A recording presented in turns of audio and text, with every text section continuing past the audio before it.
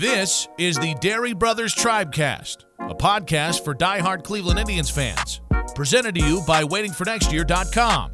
Now, here are the hosts, Matt and Todd Dery. All right, let's do it, everybody. Another week, another edition of the Dery Brothers Tribecast right here on waitingfornextyear.com. Matt Dery with you. What's happening, everybody? No Todd today, so I'm flying solo. Todd on assignment and away, but we'll be back next week. Indians playing very, very well.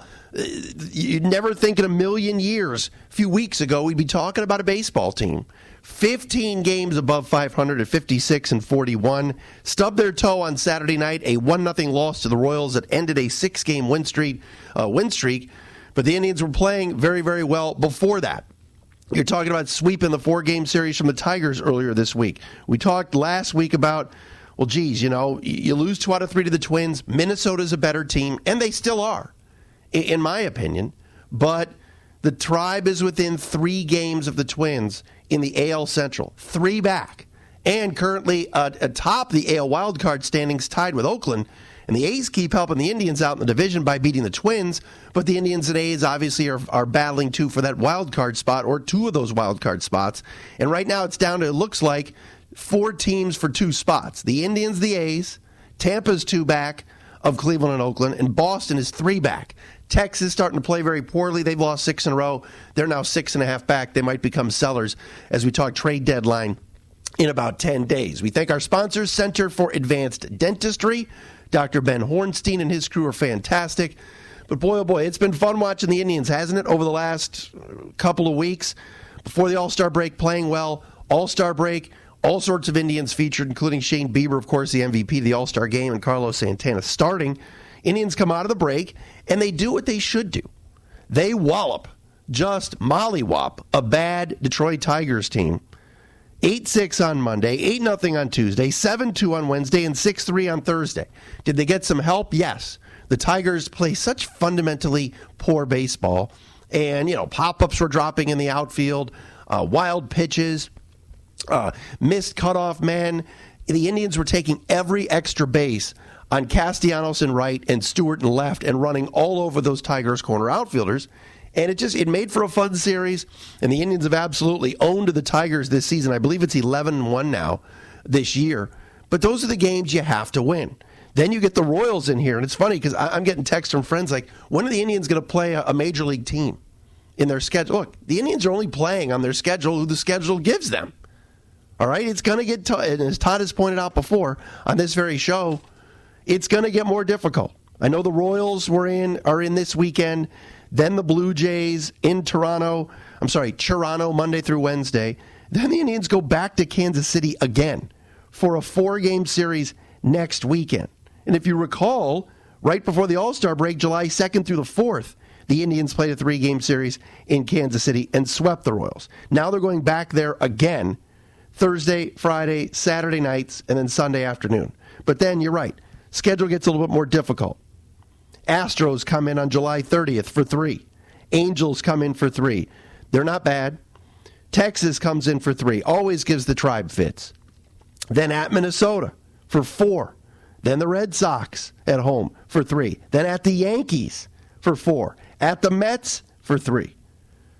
Leading you into the end of August when they get the Royals again. But team's playing pretty well, and I like what I'm seeing so far. Coming up on the show, we're going to get into the numbers a little bit.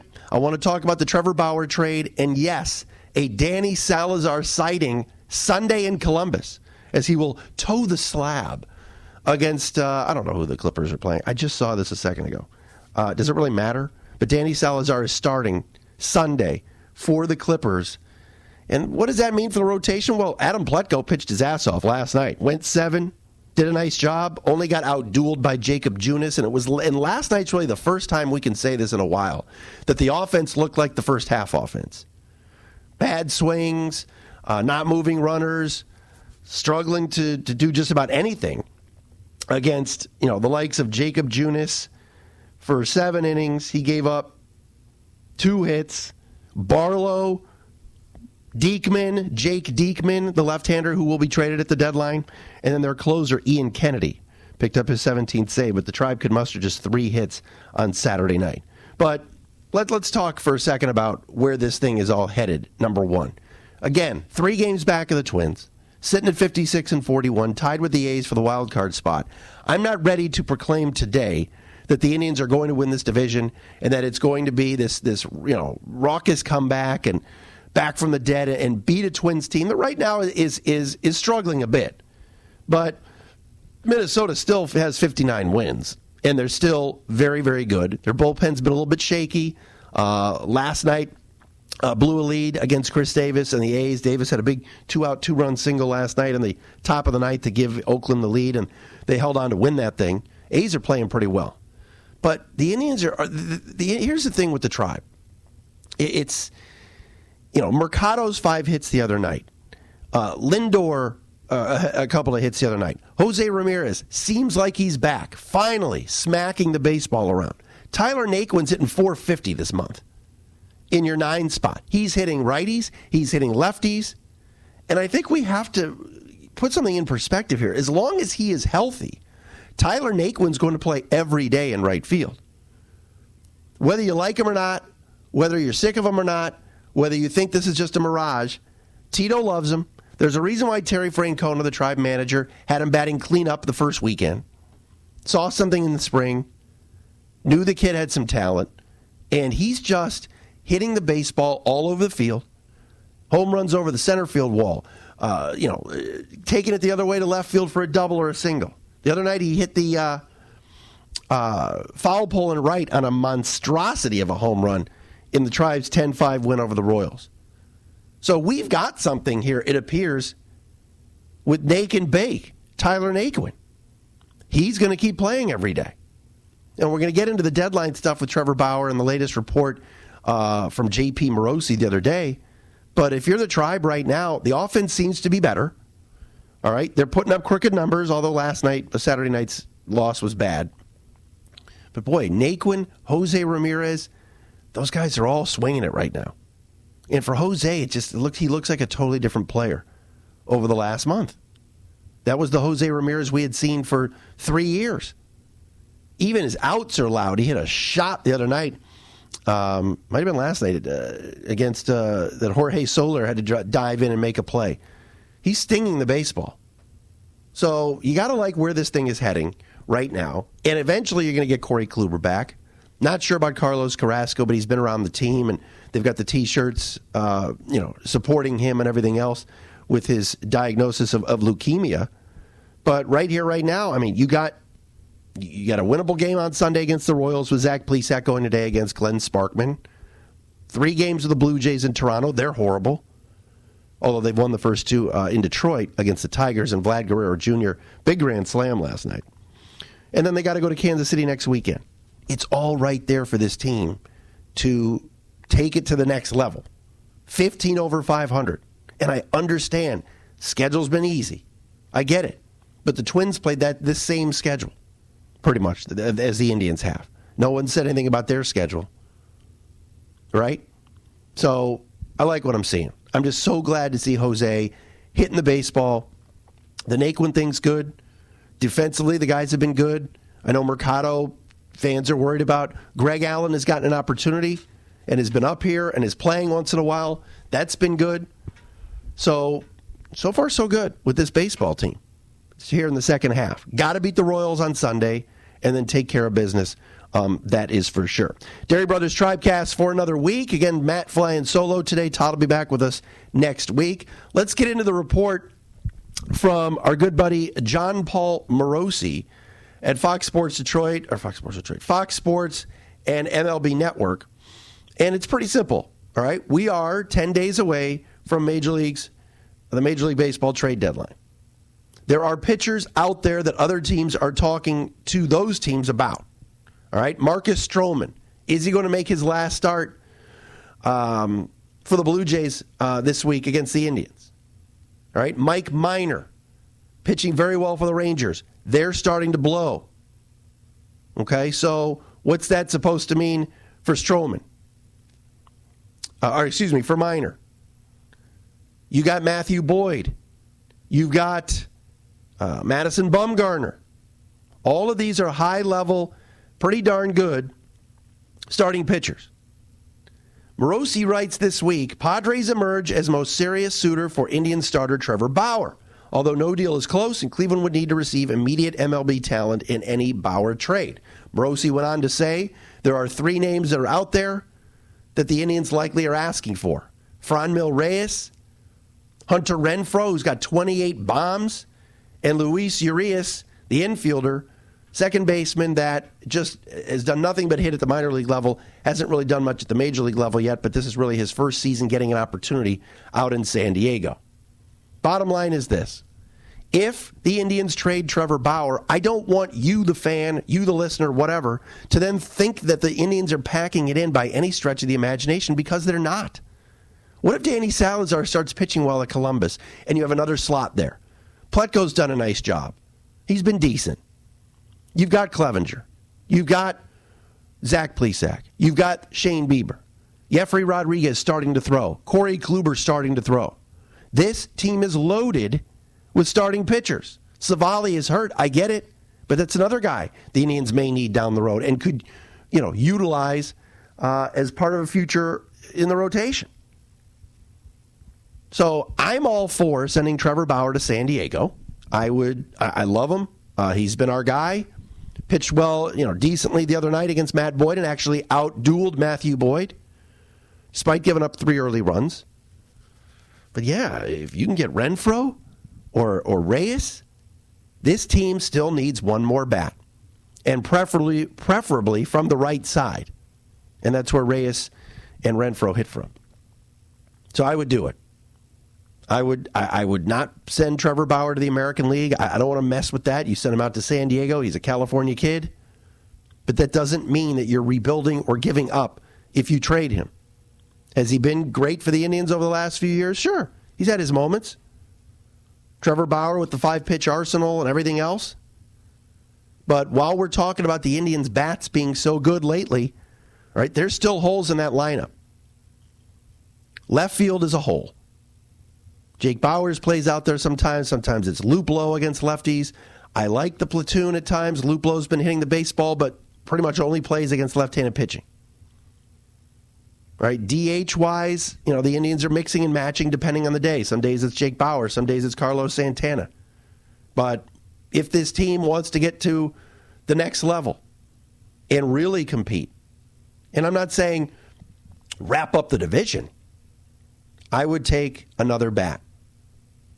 There are rental bats out there if the Bauer trade cannot happen. I put it out there on Twitter this week at Dery Speaks about Nicholas Castellanos.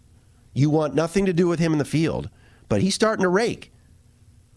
Got off to a bit of a slow start, but Nick Castellanos, for a rental bat, because he's a Scott Boras guy and he's not staying in Cleveland, but for a rental, price tag for him is low. It's low because the Tigers' general manager, Al Avila, was stupid enough in the offseason to say that nobody wanted Nick. So thanks for putting that out publicly, Al. You just killed the kid's trade value. But if you're the Tribe and you can't get Renfroe or Reyes for Bauer, and maybe that market's dried up, I still think they're going to trade him before July 31st. If you need to get a rental bat, Castellanos would be a decent fallback for sure. And as a guy that would DH and hit from the right side and play every day. Now, what does that mean for the Tribe lineup now if they were to add one more bat? Well, I mean, here's the thing, and we'll look at let's use Saturday night's lineup as an example. Obviously, Lindor, Mercado, Santana are going to be playing every day. Kipnis batted 4th last night. Ramirez, Bowers DH'd. Perez, Greg Allen was in left, and Tyler Naquin. Greg Allen is going to be more of a 4th, 5th outfielder. Jake Bowers, we've given him every opportunity, and he's gotten better. But if this team wants to take the next step this season and make a run for it, with the way the bullpen's been, the way Brad Hand's pitched, starting pitching, there's got to be another slugger in there. And preferably somebody hitting from the right side that can bat 4th and be protected by Santana up front and Jose Ramirez behind him. Jason Kipnis is hitting 4th. God love him. The OPS is coming up to 667. But he's not a cleat-up hitter. Jason Kipnis should be hitting 7th or 6th. Not so middle of the order bat. I'm all for Bauer to San Diego for either of those two guys. I don't know what the rest of the package would look like. Would it be a 1-for-1? Because, like I said, Renfroe hit his 28th home run last night. 27-year-old outfielder that has really hit his stride this year. And that's a pitcher-friendly park out there in San Diego. But the way Bauer's been pitching, and look, every scout known to mankind was at the game Thursday night at Progressive Field, watching both Matthew Boyd and Trevor Bauer. So we'll see. But Bauer pitched better than Boyd. Boyd has more years of control and is a lefty, but Trevor Bauer is a better pitcher. But I'm all for him going. And would it be a blow to the team? Sure. He's very good. But in order to sometimes get something, you got to give something up. And the Indians, just calling up Yu Chang or somebody like that, and they tried Bobby Bradley. It didn't work. Not yet. But there's a future there with him. Of course, he's only 23. So we'll have to wait and see on that. All right, I mentioned before, Danny Salazar is going to be pitching today, Sunday, as we record this, for the Columbus Clippers for AAA. As far as I'm concerned, I'm not going to hold my breath that Danny Salazar is going to come up and do anything this season. They're playing the Buffalo Bisons. It is in Buffalo. So Salazar on his rehab assignment goes from Akron now up to Buffalo today. I don't know what to think on this because the Indians, like I said, have so much depth. Why not pitch him out of the bullpen and make him a specialist? Well, the Indians still believe that Danny Salazar can get back to his all-star form of a few years ago because, quite honestly, anytime he gets hurt, it seems like it's in his head. How many times his elbow and shoulder and everything else with that right arm been checked out and they've come up with nothing? They've never shut him down for a very, very lengthy period of time. It's just been something I think that's been mental with him. But let's say he's lights out in a couple of starts for the Clippers. You bring him up and then Pletko's the odd man out? Pletko's been fine. But Danny Salazar towing the rubber at Progressive Field, I don't know. I'm not sure it's realistic yet. I'll be very interested in seeing how he does today, Sunday, against Buffalo. Because it's been a shit show over the last 2-3 years with him. How trustworthy, is he? Can he do it? Can he get on the mound in a major league stadium and throw 100 pitches without feeling like he's hurting himself or pushing himself too hard, etc.? I'm interested in seeing how that goes and what will take place with it. But the Indians are in a good spot. It's not like they're relying on him. Like I said before, Jeffrey Rodriguez, Corey Kluber will be back this season. Pletko has provided a nice, decent option as the fifth starter currently. This team's depth at starting pitcher with starting pitching is very good. And that's how you win. We could sit here and talk about the Twins all we want. Twins lineup is superior. But their pitching and their bullpen starting to get knocked around a little bit for the first time all year. So that 11.5 game lead they had is down to 3, which is pretty remarkable. And again, the Indians are hot right now. And this is without Francisco Lindor really doing much since the All-Star break. Carlos Santana and Matt and Rick talked about it, and Andre on STO the other night. Carlos Santana's tired. He doesn't take days off ever.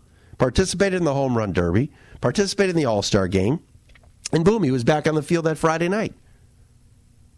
So even with Lindor and Carlos a little bit cooled off, the team has taken off and played much better. 26-11 over their last 37 games. They've won 7 of 10, 6 of their last 7, and it's been fun.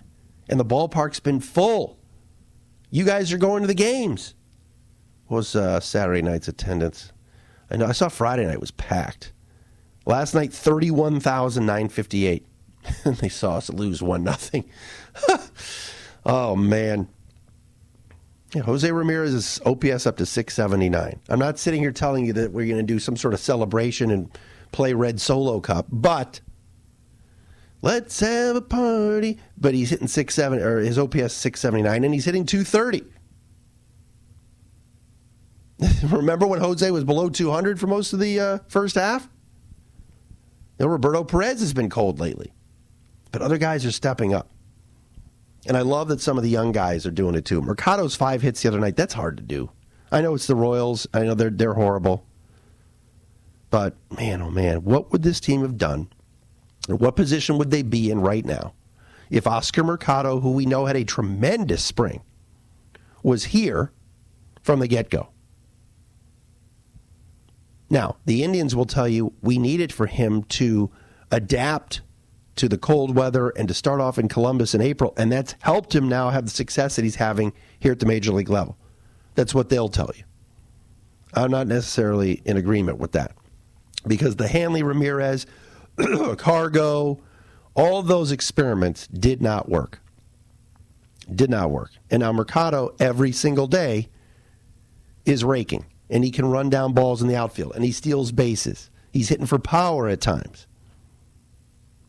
So, he's not going anywhere. I love seeing what he's doing. I absolutely love it. He's the perfect two-hole guy behind Lindor and ahead of Santana. So it's getting interesting. This is what we wanted. We wanted, look, I never won a pennant race. I want to run away with a division every year. But we've got one now. And the team's playing, it's a soft part of the schedule. I get it. But you still have to go out and play the games and win the games. Still got to do it. All right, as far as pitching matchups, let's get you clued in on where the Indians are going this week. So again, Sunday, at time of this recording, Zach Plesac against right-hander Glenn Sparkman. He of the 4.54 ERA and 134 WHIP. Monday in Toronto, 3 against the Blue Jays. 7:07 each day, Monday, Tuesday, Wednesday. Monday night, Mike Clevenger against lefty Ryan Borucki, who's making his first start of the year. This was a kid that came up last year for the Blue Jays and pitched pretty well. But he's been shut down with elbow stuff all year. This is his first start. He's coming off the 60-day DL. So a lefty on Monday against Clevenger. Tuesday night, Trevor Bauer against Aaron Sanchez. You guys ever watch Food Network with Chef Aaron? Trevor Bauer against Aaron Sanchez on Tuesday. I think Sanchez has lost, he's lost 10 straight starts. He's 3-14 with an ERA of 6.26. Always seems to pitch well against the Indians, though. And he's a good pitcher. I don't know what's going on there. And then Wednesday, Shane Bieber against Marcus Stroman, if he hasn't been traded by then. But the Indians have competition. There's a lot of teams looking at a lot of arms, starting arms. So the Bauer deal will not be easy to get done based on the asking price of other teams, et cetera, and what they have. So Clevenger, Borucki, lefty. Monday, Bauer, Sanchez. Tuesday, Shane Bieber and Marcus Stroman on Wednesday against the Blue Jays, who are terrible. 38-62. Good for 27.5 games back of the Yankees in the AL East. Shapiro, baby. Oh, yeah. So, Tribe and Blue Jays this week, and then Royals next week. How many more games against Kansas City? Nice schedule. Seriously. It's like all Royals all the time. All right, so that'll do it for a quick and solo edition of the Dery Brothers Tribecast. How can you not be into it now? 15 over 500. Only 3 back of the Twins. Twins wrapping up a series today against the A's. 2:10 start. Michael Pineda against Daniel Mengden. A's are playing well, too. Boy, that would be a boost if Oakland can get that done and the Indians can knock off the Royals today, and we'd be 2 back going into next week. Who would have thunk it? Dery Brothers Tribecast brought to you by Center for Advanced Dentistry, Dr. Ben Hornstein and Company. We'll talk to you again with Todd next week.